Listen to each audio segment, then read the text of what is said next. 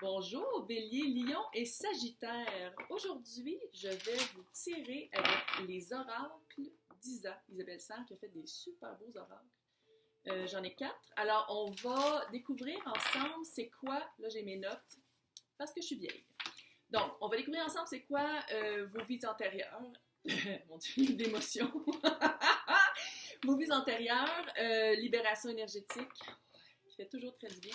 Le chakra du cœur et la mission de vie.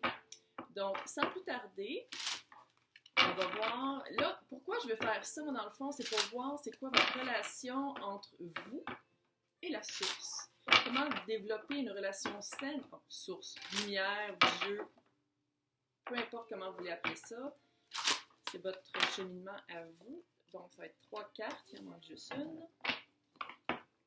J'ai un petit chien qui marche parce qu'il mange. Fait qu'on va entendre le petit chien qui marche. Oh, elle la veut sortir. Bon. Donc, vie antérieure. Vous avez. Oh yeah. Soldat. Ouh.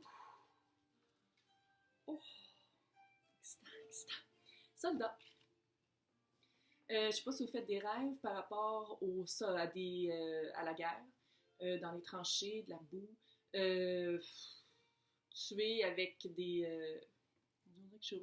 Tuer avec des fusils, des mitraillettes, vous étiez un soldat dans une autre vie.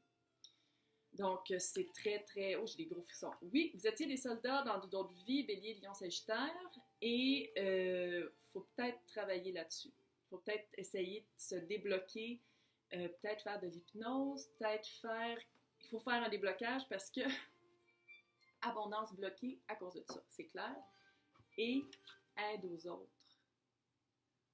Donc, est-ce que c'est par votre aide, en faisant de l'aide aux autres, que votre abondance va débloquer? Ça se peut très bien. On va juste voir c'est quoi la libération énergétique par rapport à ça. Mais abondance bloquée, c'est par rapport à vos visions des choses, à votre vision de votre vie en ce moment. Mais tu sais, dans les vies antérieures, là, les vies antérieures, ne veut pas, ça nous marque. C'est la même... La même âme. C'est sûr que ça nous marque, mais soldat, là, tu sais, de prendre la vie de quelqu'un au nom d'une nation, est-ce qu'on voulait vraiment faire partie de la guerre? Je pense pas, il y a personne qui veut faire partie de la guerre. Est-ce qu'il y a vraiment quelqu'un qui croyait fort à aux convictions de la nation d'aller en guerre? Peut-être pas. Fait que c'est ça aussi, tu sais, c'est de vraiment prendre conscience de ça. Donc, libération énergétique, c'est cute ça, j'aime ça. Bienveillance, angoisse, ouais. Dépendance affective, voilà, on va dans le vif du sujet. Bienveillance, ça veut dire que quelqu'un dans l'au-delà, ou la source, ou peu importe comment vous voulez voir ça, des personnes décédées, sont toujours, s'assurent que vous prenez les bons choix, vous guident vers les bonnes directions, s'assurent que vous faites vous prenez les bonnes décisions. En ce moment, je sens qu'il y a de l'angoisse. Avec la COVID, le 2e ou 3e reconfinement, le temps des fêtes qui s'en vient, toute l'angoisse. Est-ce que c'est de l'angoisse à cause de l'abondance bloquée? Est-ce que vous faites plein de gestes bienveillants comme aider aux autres, puis qu'il y a de l'angoisse parce qu'il n'y a pas d'abondance qui rentre? Ça se peut très bien. Mais quelque chose qu'il faut que vous regardiez, c'est la dépendance affective. Est-ce que vous êtes dépendant affectif en aidant les autres? Parce que ça se peut aussi, ça. Ça ne veut pas dire nécessairement dans un couple, ou en amitié, ou en famille, la dépendance affective. Ça peut être une dépendance affective que vous avez une validation par rapport à quand vous aidez d'autres personnes, vous avez une validation par rapport aux autres. C'est toujours ça. Dépendance affective, ça veut dire que vous êtes dépendant de comment vous vous sentez par rapport au regard des autres. Ouf. Faut travailler ça, là. Faut travailler ça. Non, c'est pas une vie, là. C'est pas une belle vie, ça. Fait que la dépendance affective, il faut aller voir pourquoi. Souvent un sentiment d'abandon, souvent un sentiment d'impuissance par rapport à des situations extérieures. Juste une dernière. Puis moi, je suis très pro parler avec des professionnels spirituels ou traditionnels. C'est sûr qu'il y a des cas qui sont plus...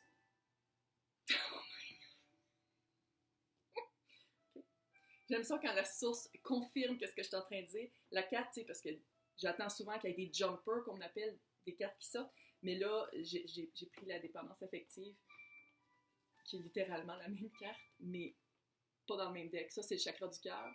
Ça, c'est libération énergétique. Donc, Bélier, Lion et Sagittaire, dépendance affective. On fait un petit Google, on fait une petite recherche, puis là, on va voir pourquoi. Oui, mais c'est ça. Oh mon Dieu. OK. Concrétisation des projets. Oui. Toute la dépendance affective, là, je le sens, là, c'est tout ça qui bloque tout. Ça bloque tout.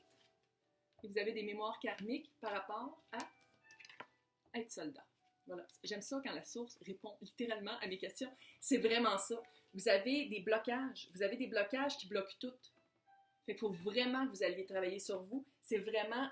Parce que là, vous faites des projets un après l'autre, un après l'autre, un après l'autre, puis l'abondance est bloquée. Là, ça crée de l'angoisse. Puis on dirait que peut-être, vu que vous avez clairement une dépendance affective, on dirait que ça la développe encore plus, vous accrochez encore plus au résultat final. Puis là, je veux dire, ça bloque tout. Ça bloque l'abondance, peu importe l'abondance, que ce soit monétaire, que ce soit émotive. Parce que aussi, c'est ça, dépendance affective, c'est que veux pas, vous avez une dépendance à tout ce qui est émotion. Est-ce que vous êtes dans une relation de couple qui ne marche pas? Est-ce que vous êtes dans une relation de couple qui pourrait marcher si vous travaillez sur vous? Il y a ça aussi. Tu sais, parce que tant qu'il y a de l'amour, il y a de l'espoir, hein, pourvu que ce soit sain. Hein? Un amour sain.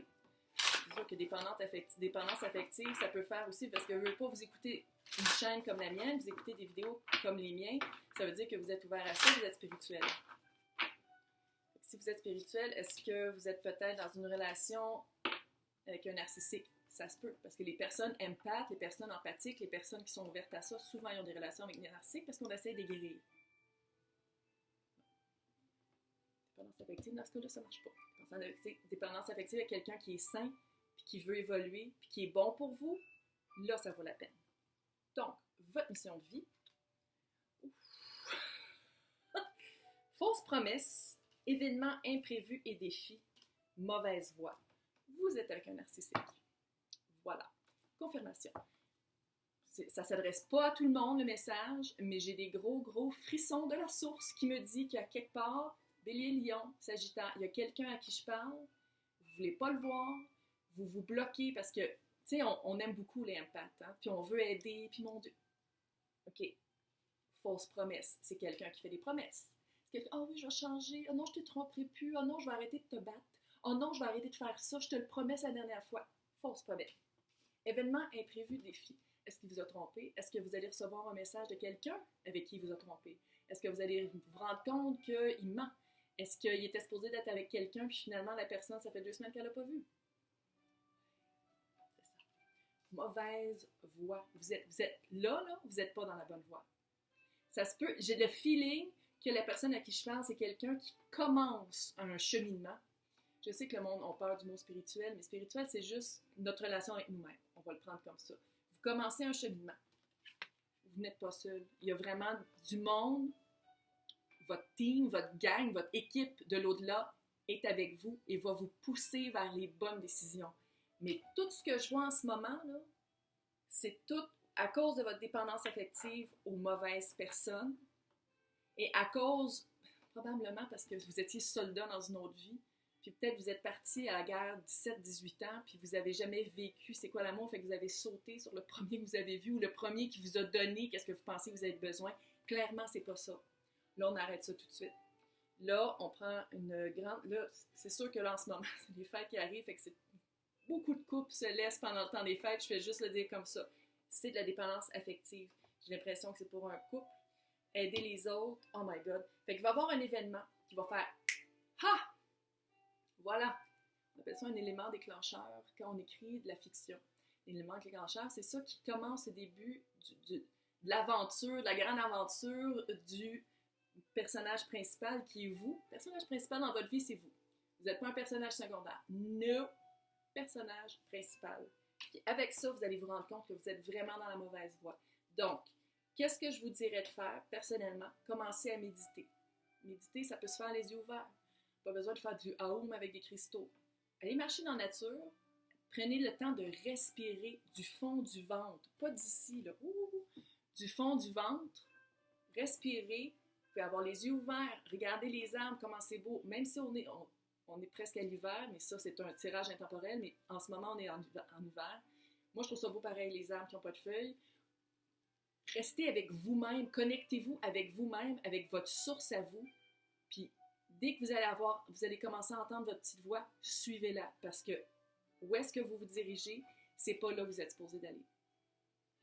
J'espère que ça vous a aidé. Si ça vous a aidé, écrivez un petit commentaire pour dire « Oh, pardonnez-moi, oups, je m'en vais pas dans la bonne direction. » Il n'y a rien là, ça nous arrive tous. Fait que je vais vous souhaiter une bonne chance. Bélier, Lion et Sagittaire, et à bientôt.